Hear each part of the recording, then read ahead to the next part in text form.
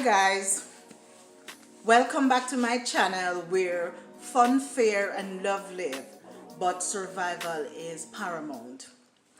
For those of you who have been here with me from the initial, thank you so much, and I really do appreciate you. For those of you who are coming for the first time, welcome. Stay tuned and remember to like, subscribe and hit that notification bell so you'll get all my upcoming videos. Alright, so let's jump into it. Now, as much as I smiled, this topic is not one that is funny by any means.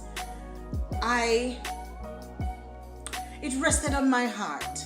So as soon as I came through the door, I said, I have to speak about it because I still can't fathom what is happening with us, what is going on, and what direction we are heading as human beings, as caring people. And are we missing the mark? Or what is going on that we think that it is okay to do wrong to somebody else? And even when that is done, why does it seem as if some people think that okay, when a person is down, it's okay to kick them even further? Now I'm going to talk about Kayla, who was beaten by 6 females.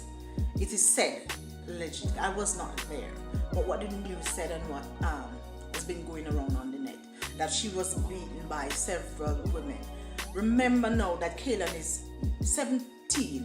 She's 17 years of age. So that in itself is mind-boggling. Why? Because I understand that all the rest of ladies are big people. Now we know that Kayla is in the hospital on life support, battling for her life, fighting, if we must say. One thing we can rest assured that some of us really and truly genuinely care. So the prayers are going up, the well wishes are going up, so we can always pray and ask God to do His work. You understand me? No, I am speaking about this because I've done a previous video which I can't begin to imagine what I would feel, because I myself have a beautiful daughter, and my daughter is also older than Kayla, and it's I don't know. I did my live I think it was last Sunday when we spoke about the incident and the fact that women who are supposed to be caregivers, who are supposed to be caring, were the ones who committed such inhumane crime, the one that displayed such a vicious and vile behavior, and there was nobody there. All the men stood by, as far as I heard, because I was not there, but it is said that there were men in that party that was not supposed to be kept. We all know that, but regardless of that, there's no reason for anybody to beat somebody to the point where they're just merely hanging in the balance. Their life is hanging in the balance, and we are left up to prayers, well wishes, and whatever else that we can do to assist. I know the mother is, because I watched her a few times, her live. I did not catch it when she came up, but after I was scrolling through Facebook and I saw it and I watched, and I salute her because you can tell the love that she has for her child, but you can tell that she's there and she's talking, but she is hurting. But you see the strength that woman is trying to display and hold on to. just for the sake of her daughter. So you recognize when you listen to her that she's standing strong for Kaylin, because Kaylin is unable to do that for herself at this time. Now, what pains my heart and why I came here to speak about this video, because as I said before, I was on my live and we had that discussion, and I was encouraging people, the listeners that I had, be it 1, 2, 3, whichever amount, I was just encouraging those who were listening to assist if they can in whichever way. Prayers can't be too much. If you can reach out and you can encourage the mother and any other relative that is around that you know about, encourage them so they can gather a little strength to encourage the mother to even hold on a little tighter and rest assured, believe and exercise in our faith that God is going to do what we know that He is able to do by pulling Kaylin out of the depths of darkness that she's in right now, where her health is concerned. We are praying for her and we are asking others to come on board. Genuine prayer. We don't want anybody to come out and do anything for clout chasing. No, it's not the time. But we want genuine prayer, genuine words of encouragement, just to lift the mother's spirit, lift the other relatives' spirit who are listening, who care, and who we know, even if they don't show it, we know that they are mightily worried. They are worried, very worried, just the way. And I myself, I feel it to the core, and I don't know either of them. I don't know Kaylin, I don't know the mother, I don't know any other relative. But listen, even those who are not biological mother, at some point in your life, there must be something that you do that we could say that is a characteristic of a mother. You understand me? You must have done something to your niece, to your nephew, your neighbor's child, somebody. We ought to be more mindful of the things that we do, and to think that it started because the ladies were not in approval with how Kaylin was looking at them. How is it that you feel that it's okay for you to beat somebody to the point where their life is hanging in the balance just for a mere look? It's unfathomable why these people think it was okay. And it's even more disheartening to hear that many people were witness to this action and nobody intervened, nobody tried to stop them. You all stood there and watched. Now I say this to say that because I was encouraging people to help in prayer, whatever way, as well as I am aware that there is a GoFundMe that is out. I was trying to get it to put the link in my as they say, bio, or whatever you call it. I was trying to get the link to put it there so people who are so led and can afford to would be able to contribute, and I could not find. And I was saying, God, why? Because I really wanted to do it. But then when I listened to the mother sometime after, I said, Lord, sometimes you spare us and we are not even aware of it until when you are good and ready to highlight it to us.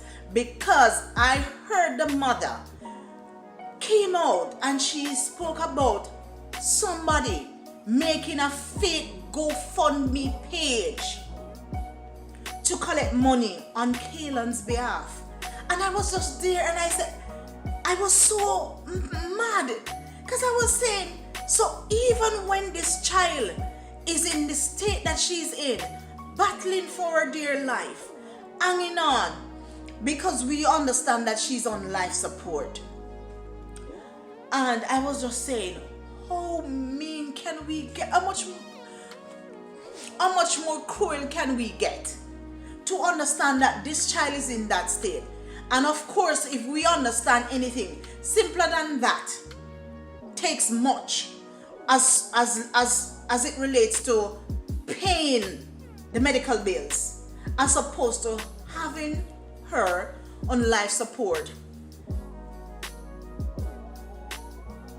I don't know a specific number to put to it. I heard somebody spoke about it, and somebody said that it is $70,000 to keep her per day. No, I repeat this, but I don't know if it is accurate. But I'm just merely repeating. So don't quote me on that. But I heard somebody else say that it's $70,000 to keep her on life support per day. No, if it is that much, then you understand that the medical bills are going to be of an exorbitant amount. And you are going to tell me that we are cruel enough to just sit there, whoever this person is, whoever the guilty party is, and in your mind, you think it is okay to not just think about making a fake GoFundMe page, but to actually do it and to put it out there to mislead people. So, by doing so, I think you're helping to pull the plug from Kaylon's. I listened to the mother's live when she came out and she said, what I'm asking you to do, the public, is to pray for her lungs because she's not breathing on her own. So that is what she's asking. And when she said it, my blood run cold, and I said, oh my goodness. And to think that we are breathing, we all our faculties are intact, and instead of us being grateful, show God the gratitude and just use whatever we have to do good, we just sit down and we plan things and we come up with our conniving self and conniving attitude, and we behave in this manner because you're cheating the child, you're cheating Kaylon, who is on life support, who is battling and hanging on. You understand me? By the way of the prayer of our mother, strangers, well wishers, I'm certain other relatives and friends. And that is what, because when you come out and you make a fake GoFundMe page, that is what you're doing. Because once people get a hold of it, that this is not real, then you're going to, people are going to become skeptic. And people are going to pull back because nobody wants to waste their money. So people are going to pull back. And even when the other one is there, the authentic, the genuine one, the right one, that the mother and whichever other relative, the aunt or whoever, I understand, that does it, has it there, people are still going to be skeptic, and people are going to pull back, and people are going to say, okay, you know what, I don't trust this GoFundMe thing, I'm not putting my money in there. Don't rob her of the chance. Don't rob her of the chance of coming back to us, coming back to the mother, coming back to some semblance of herself. Or mind you, a lot of us are rearing and praying for her full recovery, and we want a miracle because that's what it's going to take, from what I understand. And you have to be heartless. When you see the mother's cry, a mother's cry means nothing to you.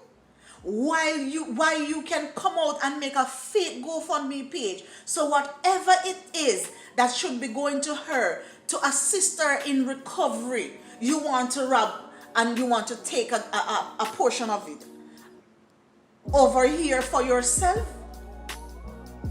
That person has to be heartless. And I am wondering, because when I heard, I'm wondering, does this person have any relative, any daughter, any son, brother, uncle, niece, friend, whoever this person is? You can't be alone because no man is an island. So you must be acquainted with somebody. Have you no heart?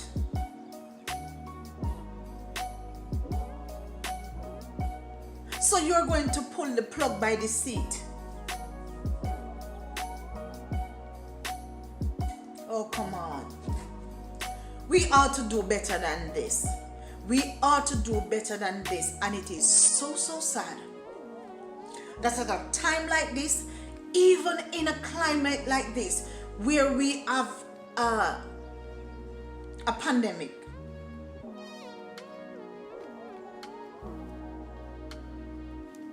That should be the lesson of 2020, because we have seen what it has done to our sisters or brothers, our neighbors or friends. You understand me? Because nobody was exempted. COVID did not pick and choose people and say, okay, you have some money, I'm not going to touch you. You are poor, so come over here. Okay, you're a male, you're a female. I rather females than me. COVID is not partial. And as I said in a previous video, it is dubbed the equalizer, because every one of us have a story. We have stories to tell. You understand me? Whether it's about you directly or somebody else. But even so, all of us have a story to tell. If you have a grandchild, you'll have something to tell your grandchild, your great-grandchild, whoever, your daughter. You understand me? Your son that is coming. Because all of us were, and some are still affected by the pandemic. But this action, this attitude of this person tells me that some still did not get the lesson. Still did not get the lesson that COVID came with, because it came with a lot of lessons. You understand me? I think it is heartless. And for those of you who are aware and who is in the know, you need to do something. You need to report the page. You need to report that person, because guess what? You're robbing a child that is down. And I thought that the part that we should do when it is your sisters and brother or your brother is to lift one up when he or she is down. Instead, we're going to kick them even further, because that is what you're doing to Kaylin when she's there on life support, battling for her life, and all you can do is to come and rob, because that's what you're doing, robbing this child. When you are going to put up a fake GoFundMe account so you can collect what is intended for her, to assist her, to bring her back to us, to bring her back to her mother. Come on. How cool can we get? Have you no mercy? Have you no heart? Have you no conscience? A mother's cry should mean much to you. The pain in that woman's voice did something to me. What about you? Are we just here for grand opportunity, monetary gain, even when we are undeserving? Is that what we are about now? Come on, people. Shame. It's a shame. Shame on you. Shame on that individual. Shame on that individual who thought that it was also good and it was right for you to do something like that. It's a disgrace. It's a downright disgrace. And we ought to do better. It could have been your niece. It could have been your son. It could have been anybody. Would you have done the same? If you were in that position, would you want somebody to do that? To lessen your chance of recovery, of survival, of restoration? Would you want that? Let me hear what you have to say, viewers. Comment in the comment section below. Like, subscribe, and meet me here again, because we are not finished.